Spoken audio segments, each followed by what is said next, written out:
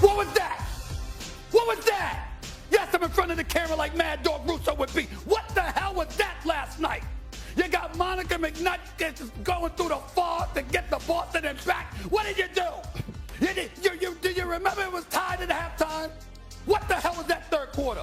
Where the hell was the transition defense? I'm stuttering right now. I'm so disgusted. I cannot believe it. All I'm going to say is this.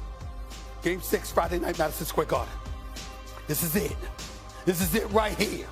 You got to play like this is it. There is no tomorrow. There is no tomorrow. That has to be the attitude based on what the hell I saw. Needless to say, I'm not in a very good mood, and I have a suspicion that Udonis Haslam isn't going to make my day any better. I'll figure it out. First takes in the house. How do the Celtics avoid elimination? Obviously, there's no replacing JT and what he does for us, but we believe in the guys we got. White lacing in a triple. The threes are falling again for Boston. Rejected Cornette. New Cornette out here looking like Hakeem Olajuwon. Boston, without their star, really showing up. And Boston has won to play another day, facing elimination.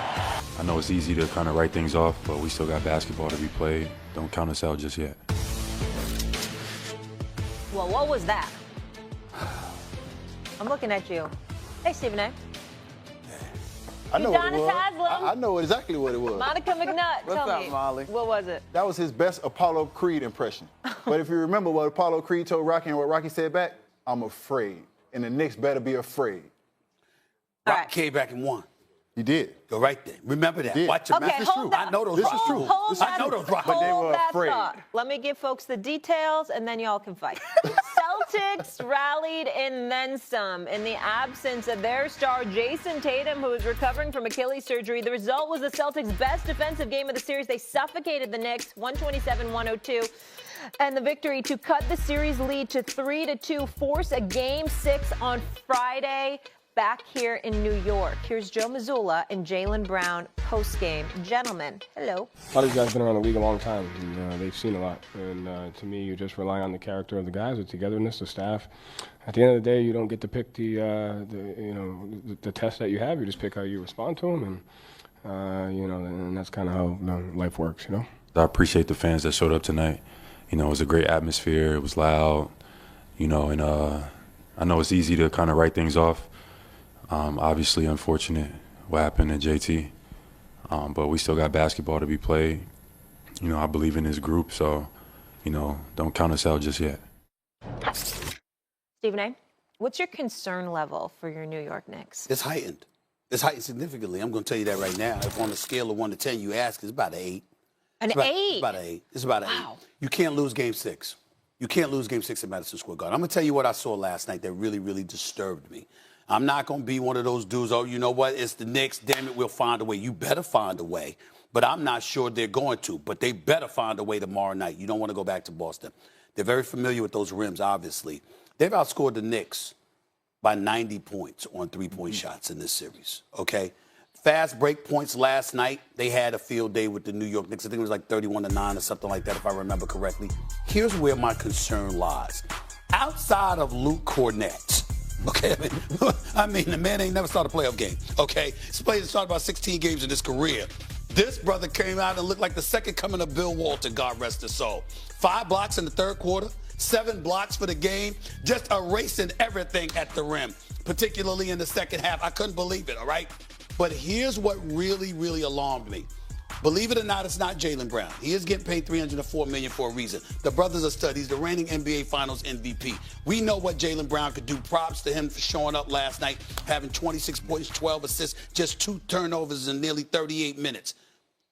What really, really concerns me is that without Jason Tatum, I haven't seen the Boston Celtics move the basketball like that in 2 years. Yes. Move the basketball.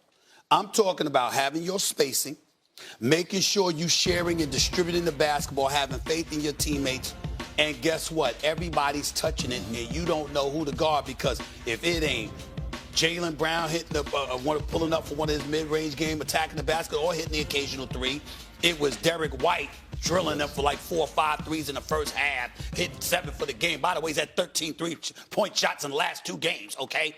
Or it's Pritchard. I mean, everywhere you turned, cats were shooting.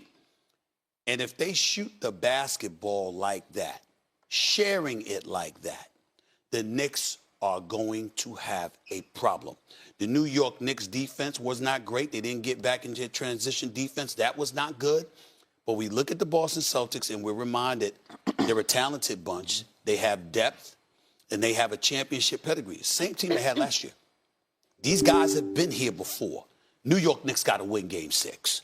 Otherwise, I'm not confident they can go back to Boston and win a Game 7 based off of what I saw last night. I'll tell you why you need to be a little nervous. They found their why. You're talking about a team who's been to the finals, who lost to us in the Eastern Conference Finals, who won it last year. Gets a little repetitive. You can lose your edge a little bit. The unfortunate situation with Jason Tatum has brought them together. They are motivated, and it's been a long time, Stephen A., since we've seen a desperate Boston Celtics. They've been sitting at the top of the East, sitting pretty for a long time.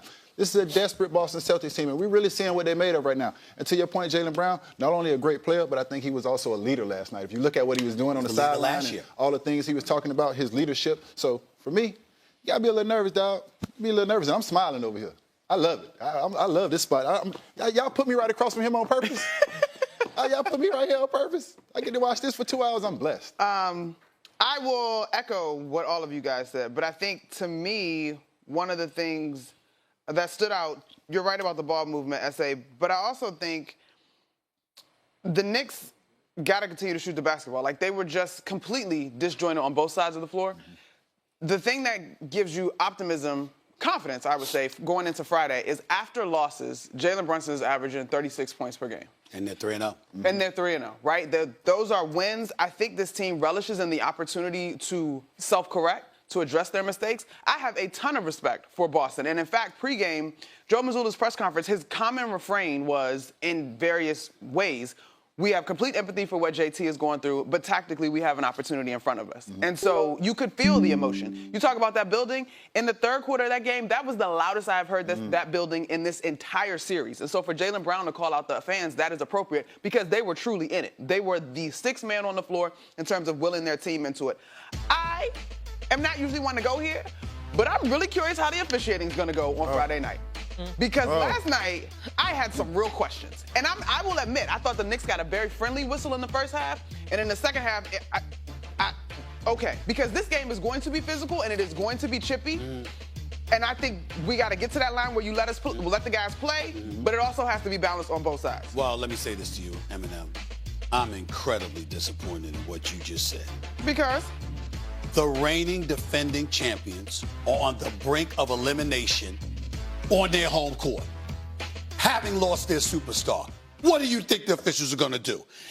Throughout history, we've seen similar scenarios, and the same thing happened.